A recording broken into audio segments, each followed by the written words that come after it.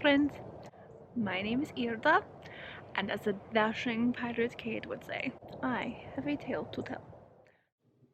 Now my tale is about the heroes of Sandpoint, and their tale begins not too long ago at the annual Swallowtail Festival that takes place in Sandpoint.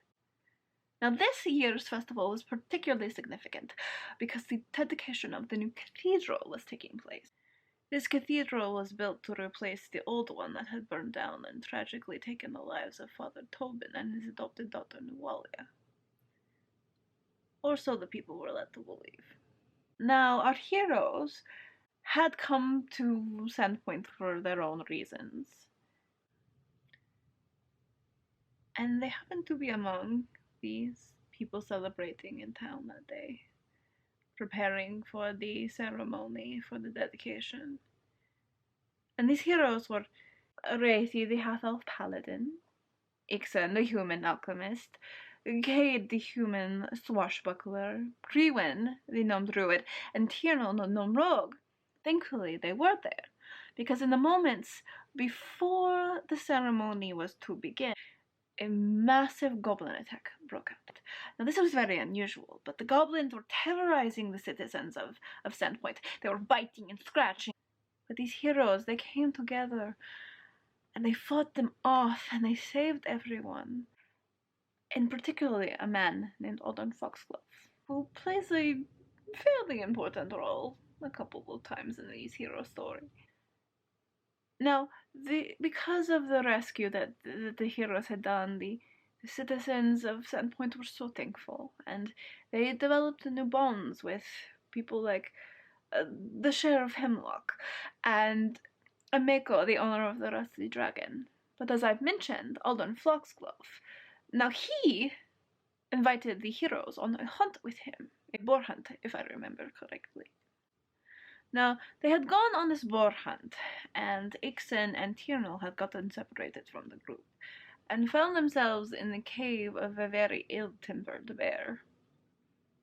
And it did not end well for Tierno, who, when they went to run away, tripped and fell, and, well, met his fate at the jaws and claws of this bear. Ixen did not help his companion, and in fact left him to his fate.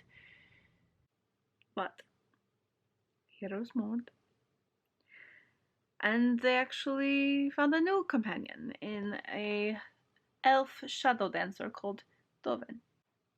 Now, the elderly woman who helped run the Rusty Dragon with Ameko, she let the group know that one day she had not seen Ameko all day, and had found a note from Ameko's brother Suto asking Ameko to meet him late at night alone at the glassworks.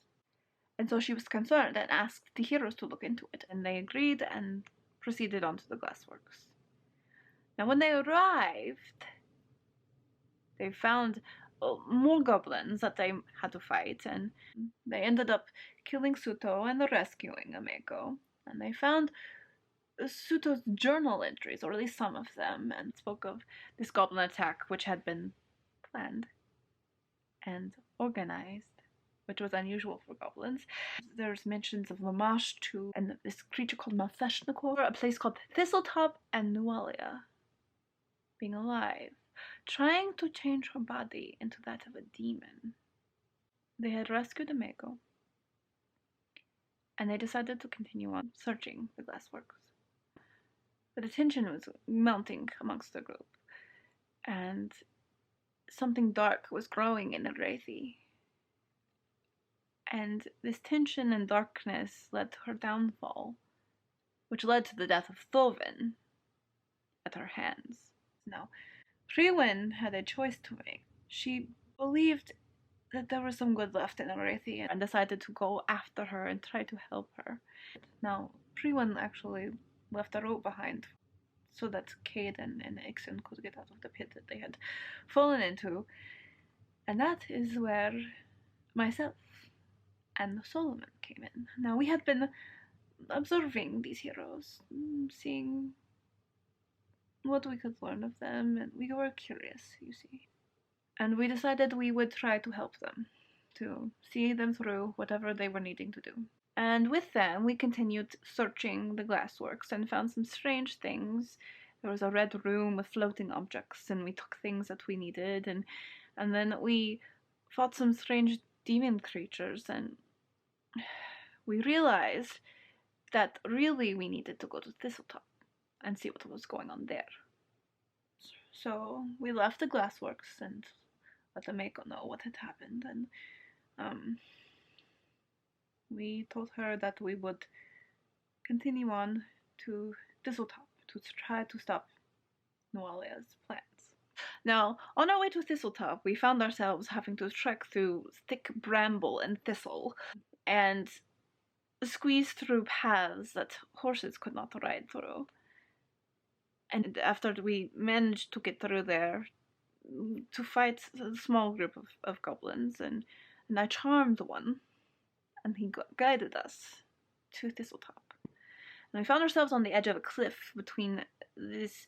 There was a large, enormously large object that looked like a back of a skull, on which top there was a ramshackle sort of fortress filled with goblins, and a small rickety bridge, and us.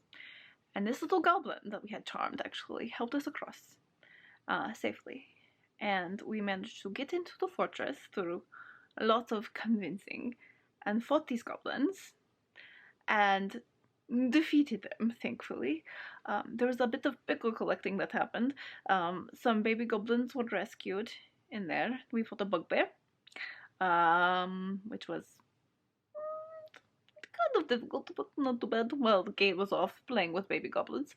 And then we ended up, traversing through this place and went down into this giant skull, and there was strange ruins inside and a statue of the marsh too.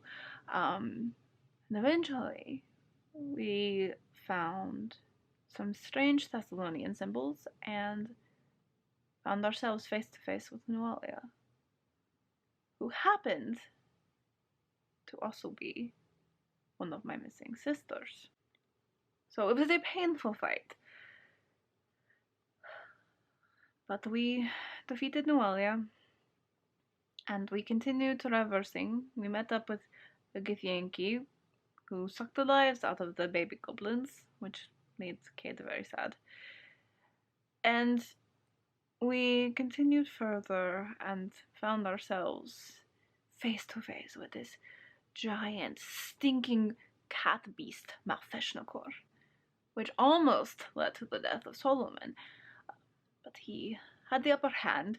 He managed to drive his sword into the eye of the monster, and his god prevented him from falling completely into a pit of lava.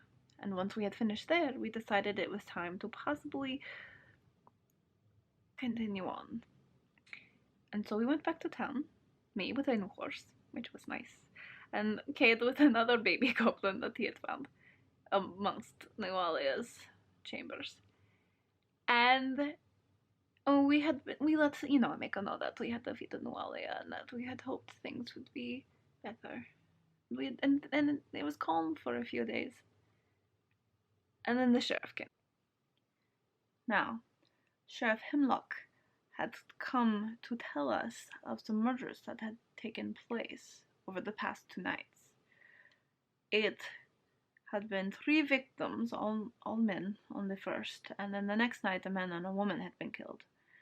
Now, in both instances, all the men had a Thessalonian rune carved into their chest, which was very unusual because the Thessalonian Empire had not been heard of in a very, very long time, thousands of years. The sheriff told us he could take us to the sawmill where the second set of murders had taken place so that we could look and see what happened there. Now, so we went into the sawmill and we saw the gruesome scene before us, the man and the woman. The man was stretched up and had this rune carved into his chest, and the woman had been killed by the saw blade, and there was blood and a smell, and it was awful.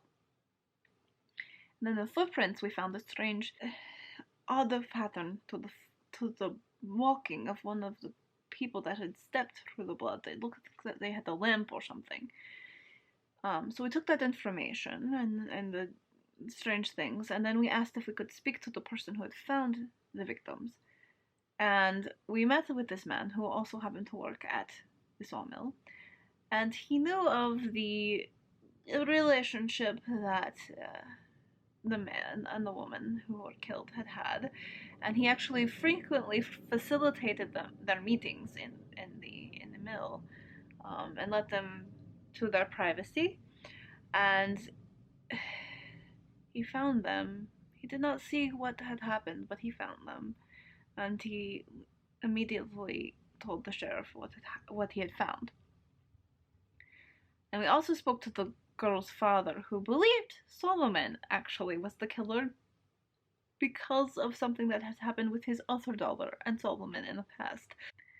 So, with the information we had, we decided to do a little more investigating.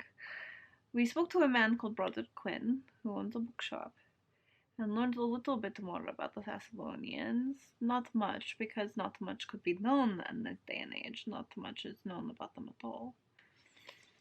And then we decided it was time to go speak to the other person who had found the first set of victims. Now, he was being kept at the asylum. We decided to go to the asylum to speak to that man, and Ixen decided to try to find out more about the Mako, so he went to her home and did a little digging without anyone's knowledge.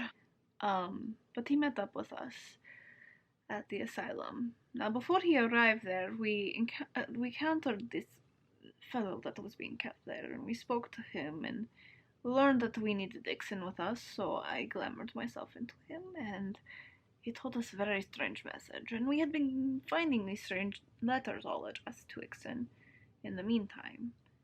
And this man was not a man anymore. He had something called gold fever. Well, we did not know what that was when we fought him, but we learned more about it.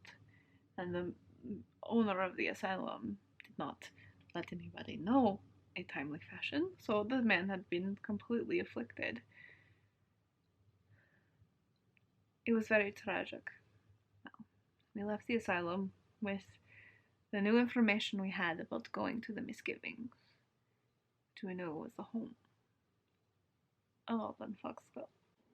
So, we had decided it was time to investigate the home of Alban Foxglove, this Misgivings, because of the letters and all the strange things that had been pointing us that direction.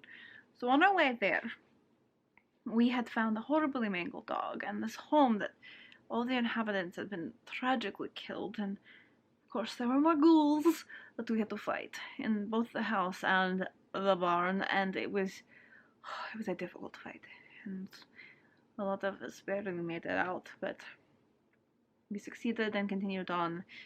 Now, when we arrived at the Misgivings, we found two things. The house was in a horrible state of disrepair, looming on the edge of this cliff.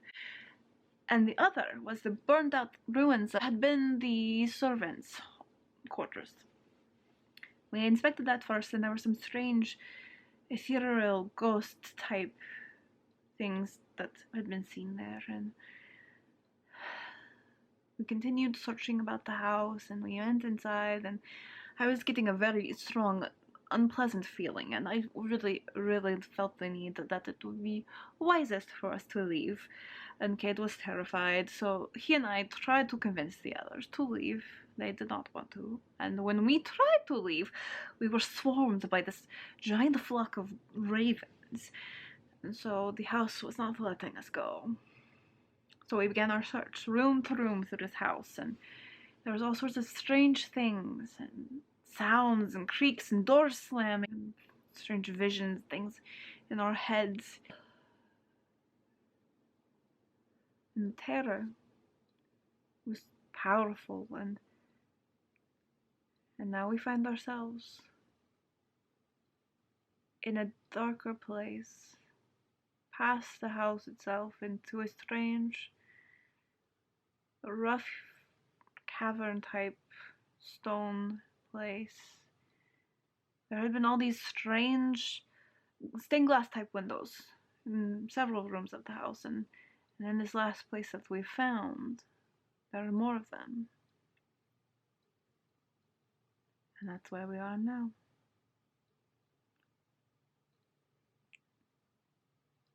So, we shall see what happens next.